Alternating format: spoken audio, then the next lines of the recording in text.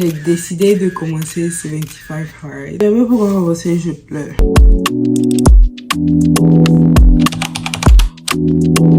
Hello tout le monde, j'espère que vous allez super bien. J'ai décidé de commencer 75 Hard. Cette vidéo là sera pas longue parce que c'est plus pour vous donner des updates. Donc je vais essayer de poster sur YouTube 1 à 2 fois par semaine. Donc cette vidéo est faite pour vous expliquer un peu qu'est-ce que je vais faire et si vous voulez me joindre, pourquoi pas. Alors j'ai décidé de commencer 75 Hard. D'abord c'est quoi 75 Hard? C'est un challenge de 75 jours où vous allez faire les mêmes choses pendant 75 jours sans échouer. C'est un challenge de discipline en griffe. La première chose qu'on doit faire pendant ce challenge, c'est de faire du sport 2 fois par jour pendant 45 minutes. Genre, chaque exercice doit être 45 minutes. Et il y a un des 2 exercices qui doit être dehors. Donc, un matin, un le soir. Je sais que ça sera pas facile, mais bon. Le deuxième, c'est de boire 1 gallon d'eau. Je sais pas c'est quoi. Je pense que c'est 3,8 litres d'eau. C'est beaucoup. Moi, je bois genre 2 litres d'eau par jour. Mais je vais faire le maximum pour le faire. J'ai vu que beaucoup de gens n'ont pas pu faire, mais je vais faire le maximum pour boire de l'eau, vu que je bois déjà beaucoup d'eau d'habitude. La troisième chose du challenge, c'est de lire 10 pages d'un livre de non-fiction tous les jours. Chaque jour, tu dois lire 10 pages.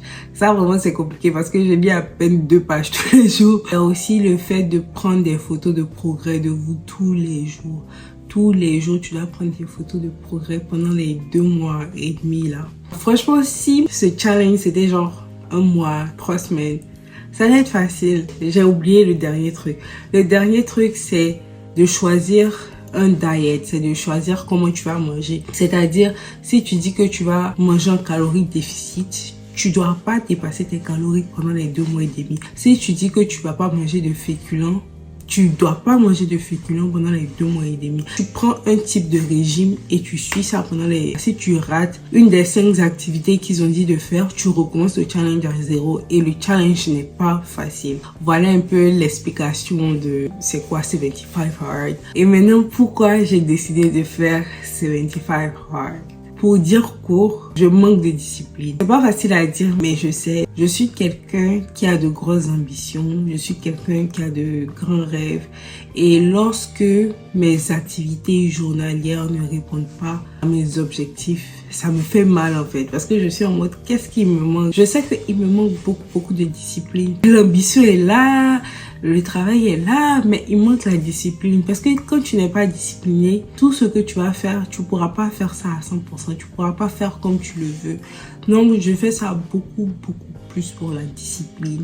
Pour ne pas abandonner. Parce que moi, je suis quelqu'un, je vais faire quelque chose aujourd'hui. Demain, je vais pas terminer. Je vais aller faire autre chose. C'est vraiment fait pour ça.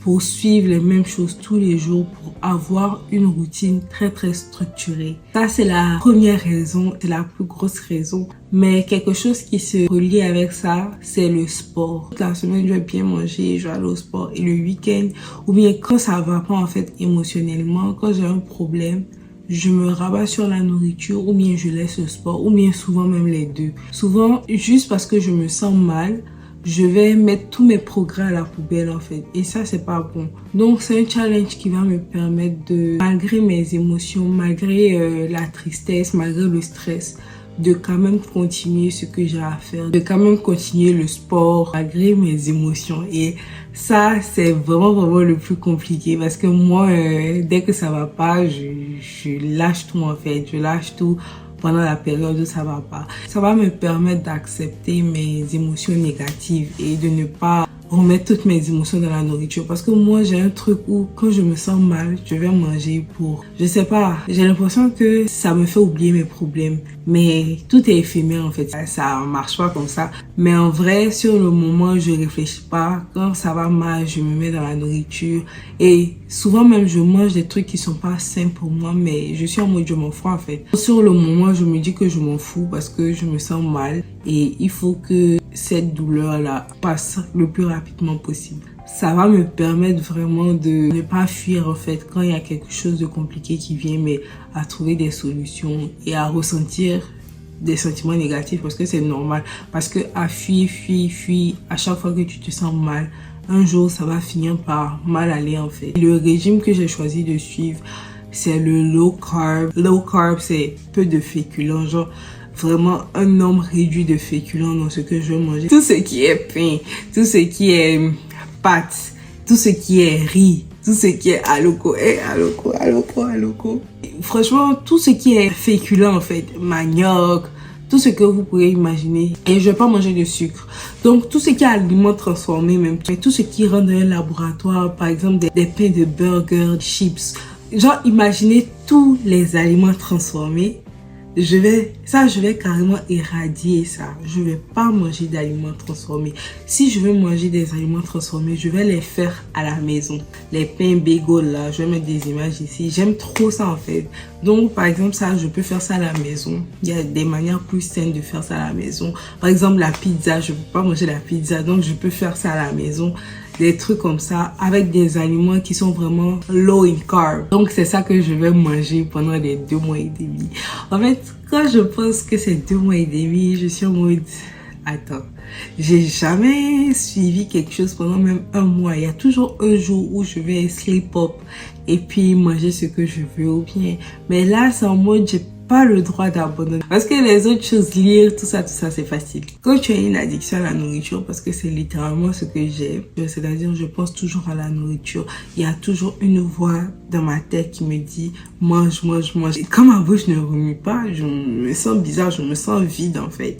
Si vous voyez, j'ai toujours envie de manger. Quand je mange, j'arrive pas à me contrôler. C'est-à-dire tant que l'assiette n'est pas finie, j'arrive pas à me dire que Sakina, tu es rassasiée, arrête de manger. Je sais pas si certains d'entre vous ressentent la même chose que moi. Franchement, dites-moi dans les commentaires parce que c'est un truc qui est vraiment difficile et j'ai du mal à m'ouvrir avec ça. Mais c'est vraiment compliqué d'avoir une addiction à la nourriture.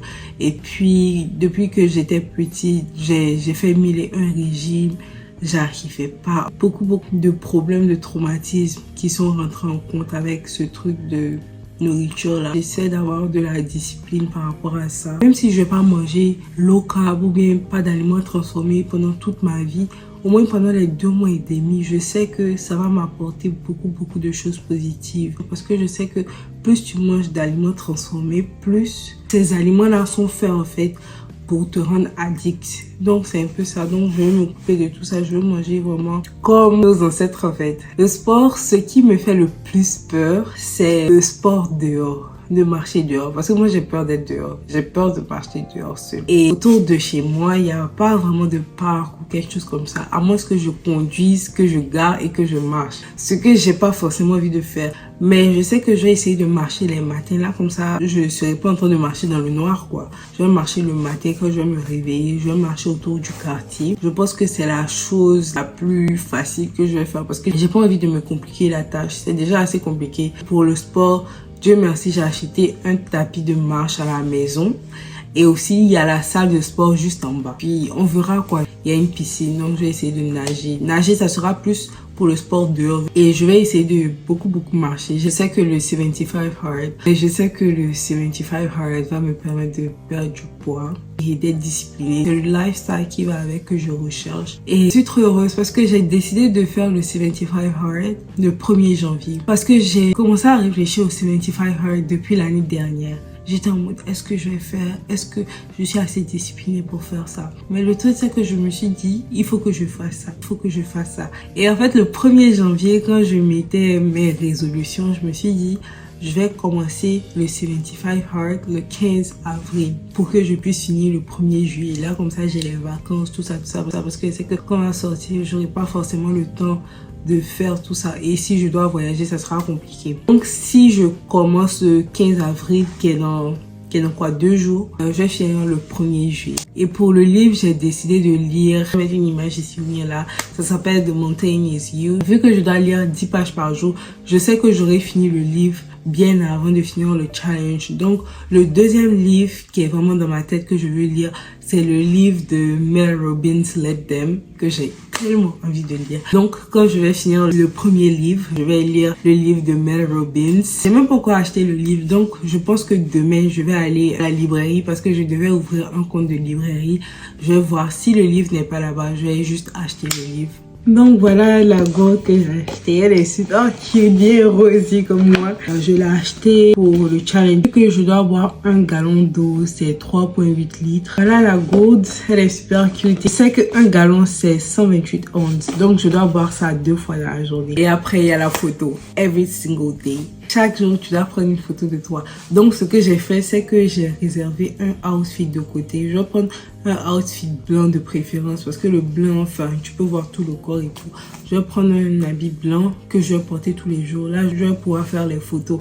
Et aussi, ce que je vais ajouter, c'est que je vais prendre une photo de mon visage parce que je veux voir la différence sur mon visage en fait. Donc, je vais prendre une photo de mon visage tous les jours sans maquillage, sans rien. Et à la fin du challenge, je vais faire une comparaison entre le début et la fin. J'espère que je vais pouvoir faire le challenge et pour être un peu plus motivée pour que vous soyez mes accountability partners, pour que vous soyez mes partenaires, pour que vous puissiez me suivre. Je vais faire des vlogs hebdomadaires. Je vais essayer de poster tous les dimanches de tout ce que je fais pendant 75 Hard. Je vais poster chaque dimanche. Il y a combien de semaines dans le 75 Hard? S'il y a 75 jours, ça veut dire qu'il y a 2 mois et demi. Et 2 mois et demi, ça fait 4, 8, ça fait 10 semaines. Tout ce que je fais dans la semaine dans le 75 Hard.